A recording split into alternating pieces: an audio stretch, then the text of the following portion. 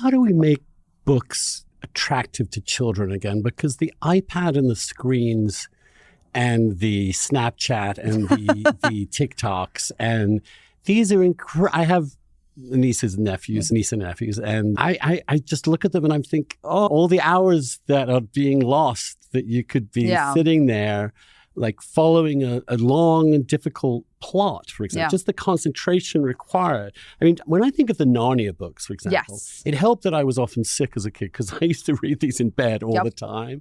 I have distinct memories of each part of that, but it went on forever and you needed real determination. And some of them weren't quite as they weren't as appealing as the previous one, but you thought, oh, I'm going to get through this. Even The Hobbit has some really long, difficult passages, let alone Lord of the Rings, which I went to immediately thereafter and was way too young for. I tried reading the Silmarillion when I was 11, which was a bad idea. It made me or I read Richard Adams's Shardik, which was an alternative to which was completely impenetrable. I have no idea what was going on with that.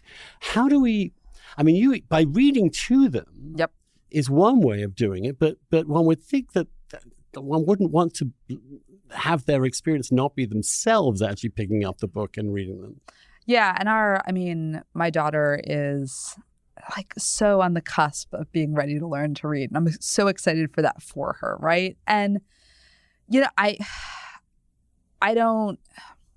I'm not sure I definitively have the answer. I mean, one thing that's really interesting in education policy right now is that there was this movement away from phonics and towards kids to read sort of from context clues. And it was, I think the sense was that it was supposed to be better because it would engage children's interests more. And the idea was that sort of phonics was boring. And it's turned out not to work at all, right? And so, I mean, I think kids have to be taught to read for themselves through a method that's effective so they can do it, right? I mean, there's nothing more depressing. Like, it's one thing to be slogging through a book where the content is just like wildly over your head. I read Jostein Gaarder's Sophie's World when I was like 11 years old. And that was probably, a history of philosophy. And that's a little much.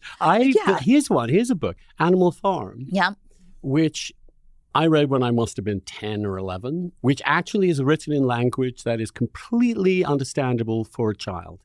Now, that child may be completely unaware of the extraordinary parable it's telling, but as a parable itself, with its own characters, it's really kind of riveting. Charlotte's Web, I remember reading it and just being completely heartbroken. I mean, I ended that book in completely shattered. And I think that's a good thing sometimes for a kid to just realize, also be aware of death and life and the rhythms of these things. Of course, I was also, like many religious kids brought up in certain religion, I mean, I also had the extraordinary stories of the Gospels and the Bible that were also a part of which could not be scarier or more challenging. So, but Animal Farm's a good one. I mean, it's I wouldn't mind. I think you could read that pretty young and have it sit with you a little bit. Certainly not 1984, obviously, but Animal Farm, yes. Yeah. And look, this is where, I think you've brought up some,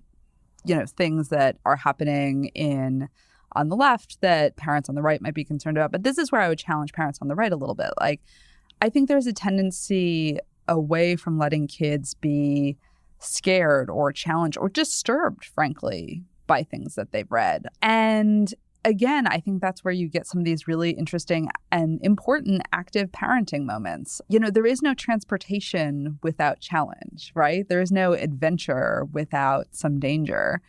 And, I think a kid who reads voraciously is going to overstep sometime and going to read things that are inappropriate or upsetting or challenging. And, no one wants to see their kid hurt or scared or sad, but developing the tools to deal with those hurts and literature is part of that. Literature opens you to a world. It tests your values.